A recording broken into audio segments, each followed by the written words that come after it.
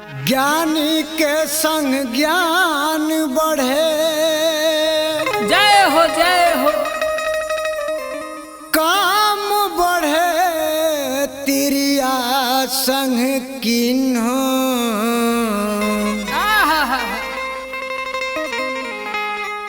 बुद्धि विवेक विचार बढ़े। कभी दीन सुसज्जन संगत किन्हा।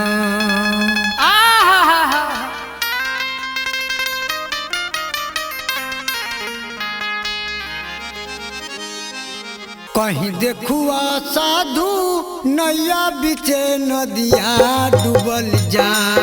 कहीं देखुआ साधु नैया बिचे नदिया डूबल जा।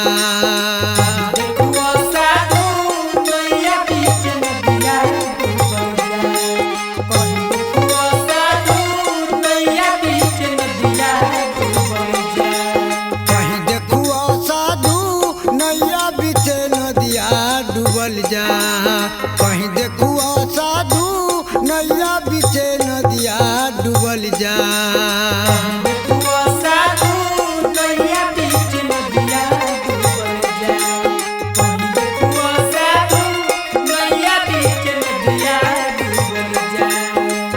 एक अचरज हम ऐसन देखनी कुइया लागल आग जी कुइया लागल आग।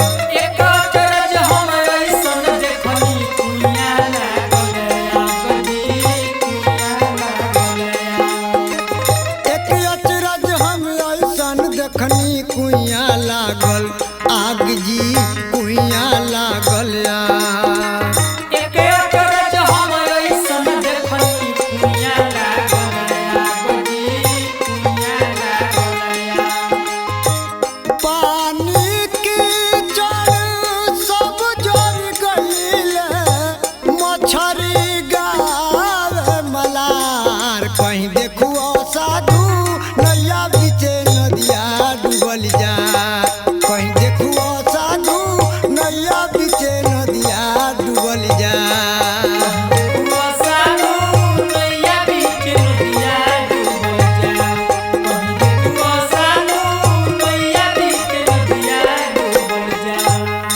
चिउटी चलली अपन ससुरवा नो मन काजर लगाई जी नो मन काजर लगाई।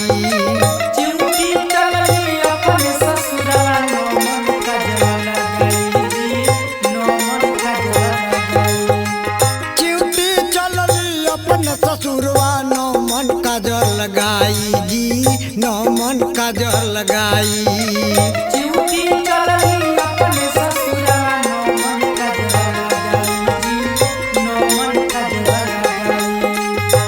हथिया के काखे में दबली उठवली लटका।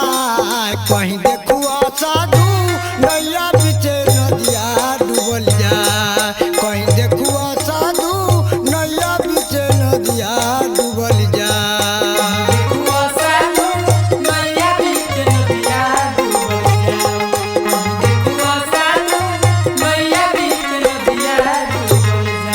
और समझी का कहतरी एक अचरज हम ऐसन देखनी गधा के जामल सिंह जी गधा के जामल सिंह। एक अचरज हम ऐसन देखनी गधा के जामल सिंह जी गधा के जामल सिंह। एक अचरज हम ऐसन देखनी गधा के जामल सिंह जी गधा के जामल सिंह। एक अचरज हम ऐसन देखनी गधा के जामल सिंह जी गधा के जामल सिंह। आगे देखी का होता ई चिउटी का चीज है ई शरीर का चीज है। इस पर विचार करे के बा ध्यान से सुनी भजन कैसे कहे के बा। कैसे चिउटी के गोड़ में रासा बानल अर्जुन भीम खिचक जाए। कहीं देखुआ साधु नैया बीचे नदिया डूबल जा। कहीं देखुआ साधु नैया बीचे नदिया डूबल जा।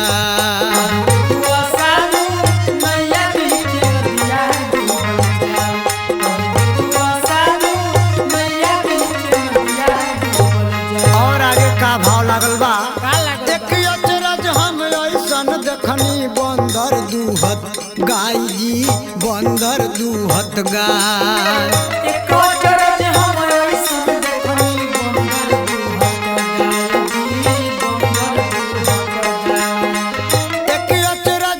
ऐसन देखनी बंदर दूहत गाय जी बंदर दूहत गाय एक अचरज हम ऐसन देखनी बंदर दूहत गाय जी बंदर दूहत आगे कहे के बा दूधवा दुही दुही अपने पिए माखन हाट बिकाय कहीं